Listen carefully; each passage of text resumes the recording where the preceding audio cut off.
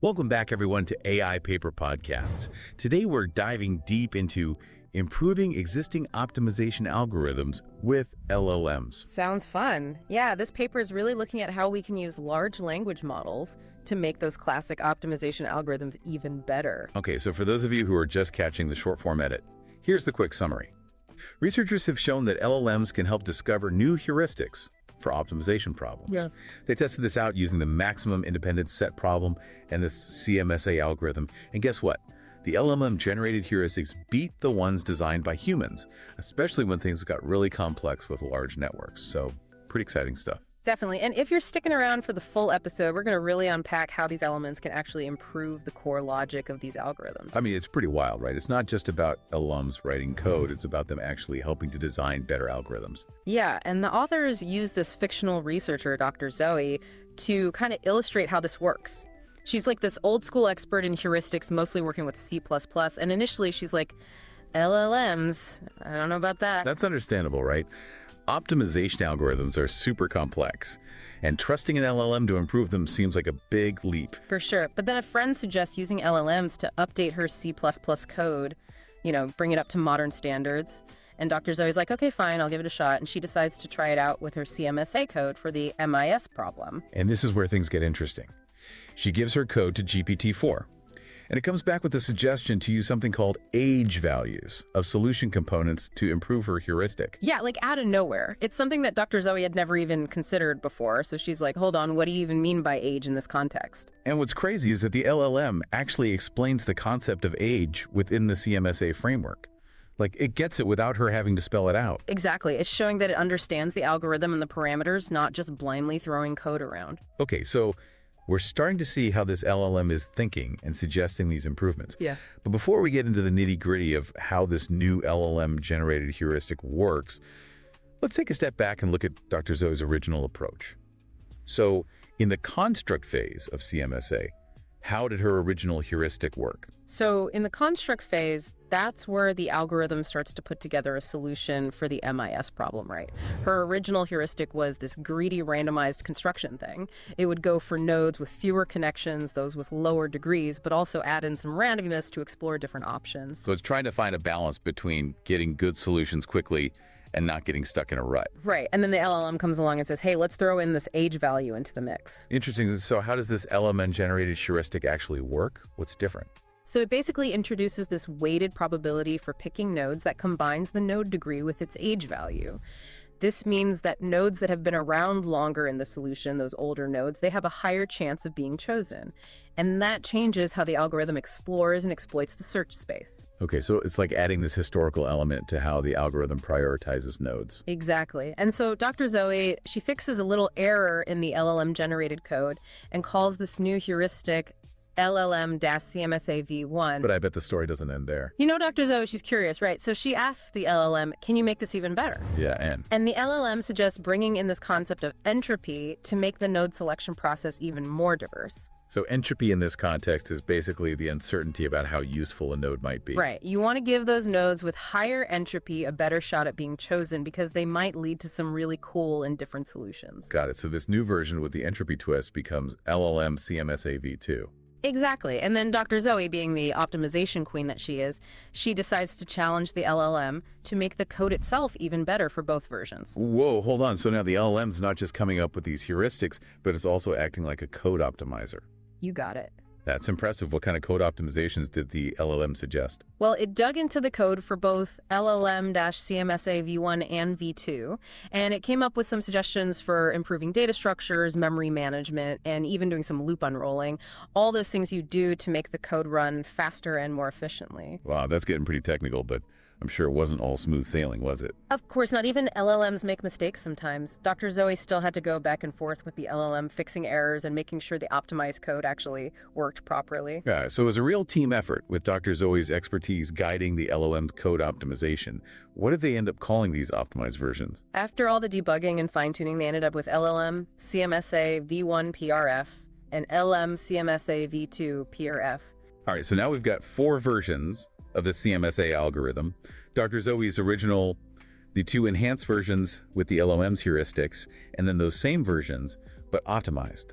I'm dying to know how they all performed. How did they actually test these algorithms? So to see how well they designed a benchmark. They used a bunch of different networks with varying sizes and densities to see how each algorithm performed under different conditions. Makes sense. You want to see how they handle complexity. Exactly. And the results were pretty impressive. Both of the LLM-generated versions V1 and V2, they consistently outperformed Dr. Zoe's original CMSA algorithm. Wow. So using that age value in the heuristic really did lead to better solutions. What about that entropy twist in V2? Did that make a big difference? That's interesting, actually. While both V1 and V2 were definitely improvements, V1 actually did a bit better than V2. So maybe simpler is better even when AI is involved. What about the code optimizations? Did those make things faster? Yeah, they optimized versions V1 P or F and V2 P or F.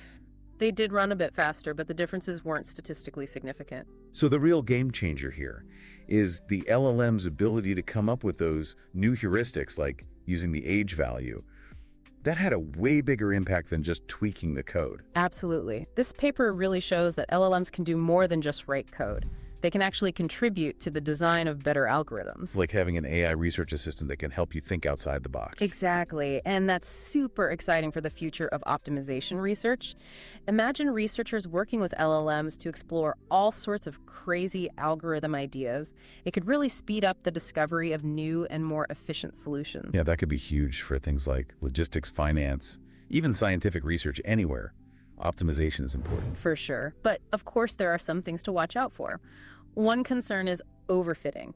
If we only train LLMs on existing benchmarks and datasets, they might just get really good at solving those specific problems and not be able to handle new ones. Right. It's like teaching someone to only answer old exam questions. They might pass the test, but they won't really understand the material. Exactly. And then there's the question of creativity. We don't want LLMs to just rehash old ideas. We want them to come up with genuinely new and innovative stuff. So how do we make sure that LLMs are boosting human creativity and not holding it back? That's a great question. One way is to train LLMs on a huge variety of optimization problems, give them exposure to different structures, solution spaces, all kinds of heuristics. That way they develop a more general understanding of optimization principles. Kind of like giving an artist a bunch of different tools and materials to work with. The more they experiment, the more creative they can become. Right. And we also need to encourage researchers to treat LLMs as partners, not just as black boxes. It should be a back and forth where both sides can learn and grow. So it's all about using the strengths of both humans and AI to really push the limits of optimization.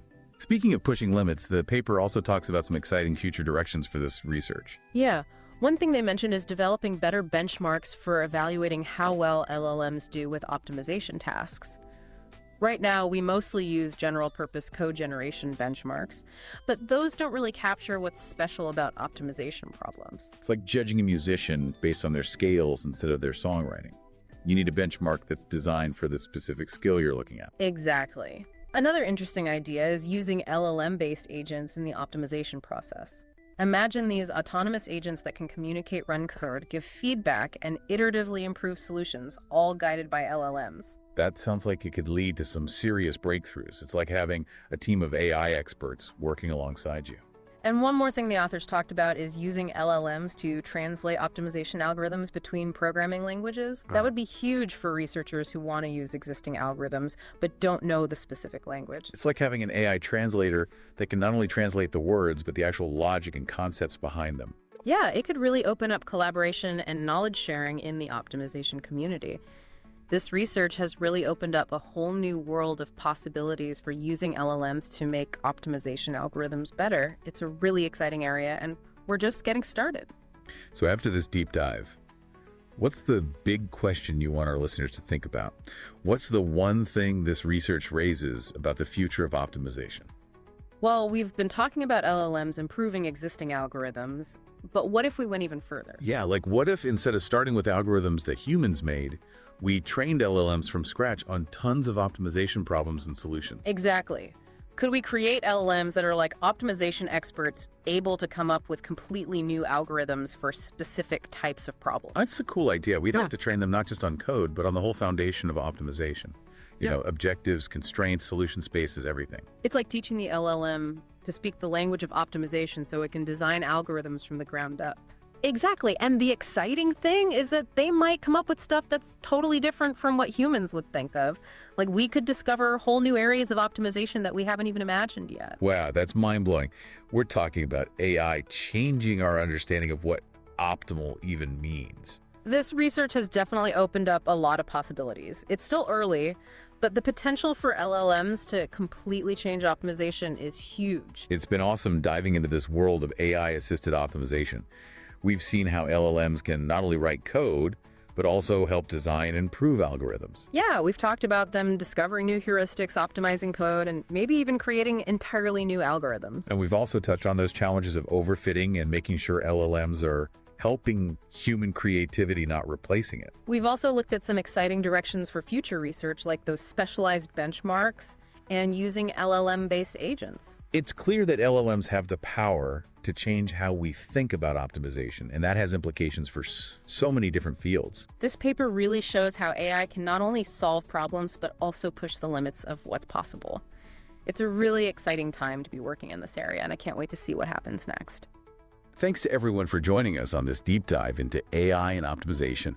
Be sure to check out the full paper for all the details. And until next time, keep exploring, keep innovating, and keep pushing the boundaries of what AI can do.